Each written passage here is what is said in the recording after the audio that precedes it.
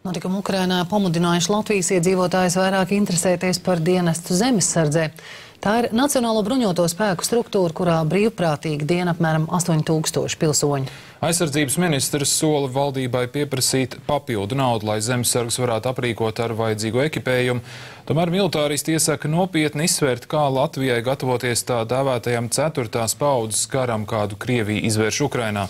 Tad var skaidri redzēt, ka Ukrainas armijas un varas iestādes ir bezspēcīgas pret Krievijas militāristiem. Viņi uzdodas par vietējās pašaizsardzības vienībām bez pazīšanās zīmēm. Latvijas zemesargi pret šādiem kaujiniekiem mūsu valsti nevarētu aizstāvēt. Vairāk stāsta Ģedarts Ģelzis.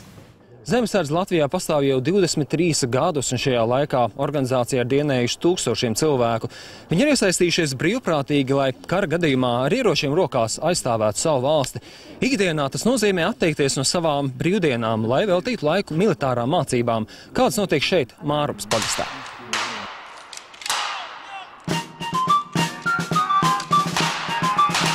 Šonedēļas nogali Skultes ciemata mežos pavada vairāki duči zemesargu.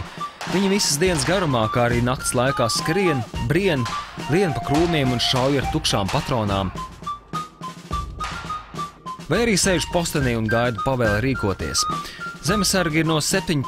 pretgaisa aizsardzības bataljona. Tas ir viens no 4 specializētajiem zemesardzes bataljoniem Latvijā.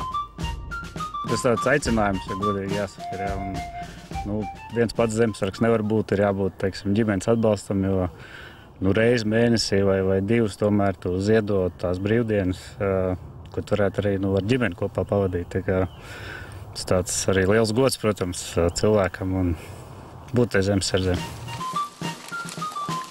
Vidēji dienas zemesargu rindās ilgst apmēram 8 gadus.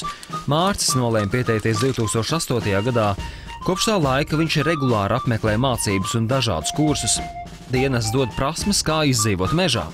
Es ikdienā strādāju ar cilvēkiem, tiekos un eksportēju pakalpojumus uz citām valstīm. Tā kā mans ikdienas dzīves ritms galīgi nav saistīts ar armiju.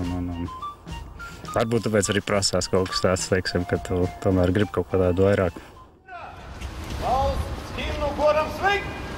Šobrīd zemesargu rindās ir vairāk nekā 8000 cilvēku vecumā no 18 līdz 55 gadiem, un viņiem var pievienoties jebkurš Latvijas pilsonis. Ja vien izdodas nokārtot veselības pārbaudu un iziet sākotnējo apmācību, tad atliek vien dot svinīgo zvērestu. Daudz vilina tieši tas, ka dalība zemesardzē ir brīvprātīga. Nozīmīgi ir tas, ka tu vari plānot to laiku, tu vari ikdienā nodarboties ar to, kas ir vajadzīgs, kas tev, teiksim, dzīvē ir tas galvenais. Bet tā pašā laikā tu vari diezgan brīvi izplānot tās brīvdienas, un apgūt tās lietas. Būtu gan maldīgi domāt, ka tā ir tikai aktīva atpūta svaigā gaisā ar iespēju uzspēlēt vīru spēles. 17. un arī 19. bataljona zemesargi bija viena no pirmajiem, kas ieradās sabrukušā lielveikala Maksima traģēdijas vietā, un viņi riskēja ar savām dzīvībām. Mēs visi tur bijām. Mēs gājām iekšā pirmie, kopā ar glābējiem. Mēs apmēram pusstundu strādājām, tā kā zīloņi trauku veikalā visu vācām nos, lai smagā tehnika iet. Un tad mums pateica, jūs vairs neiet. Tāpat zemesargi palīdz glābšanas dienestiem meklēt pazudušus cilvēkus, novērst plūdus un likvidēt ugunsgrēkus. Viņi bieži vien rūpējas arī par sabiedrisko kārtību. Notikumi Krimā rāda, ka Krievija faktiski neizvērš tiešu militāru uzbrukumu savām kaimiņu valstīm. Putina režīms vispirms apstrādā savus tautiešus ārvalstīs ar maigo varu, kāds notiek arī Latvijā. Tikai pēc tam, kad ir iegūts vietējo iedzīvotāju atbalsts, Krievija cenšas izprovocēt nemierus ar vietējo aktīvistu palīdzību. Zemesardze nav domāta tam, lai novērstu šādus nemierus. Zemesardze ir tīri militāra struktūra. Mēs esam gatavoti, lai karotu ar ieročiem rokā.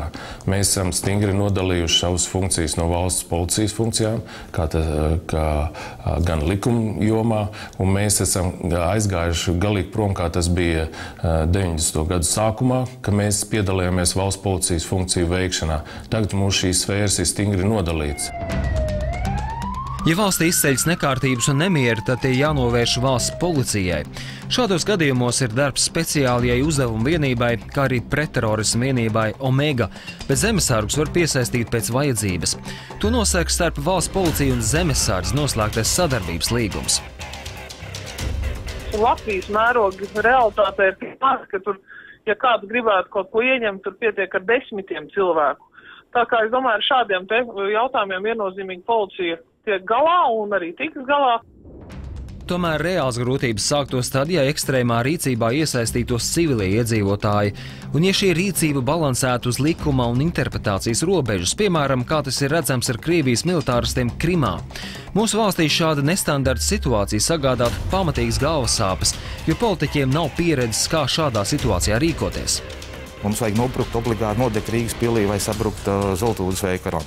Mums veidojās politika attiecībā uz iekšējo drošības spēku spējām.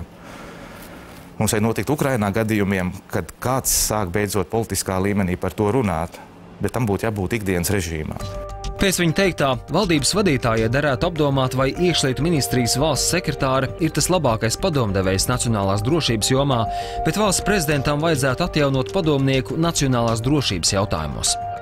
Mums ir 11 tiesību sargājušās iestādes, 11 operatīvās darbības subjekti, mums ir 3 drošības iestādes.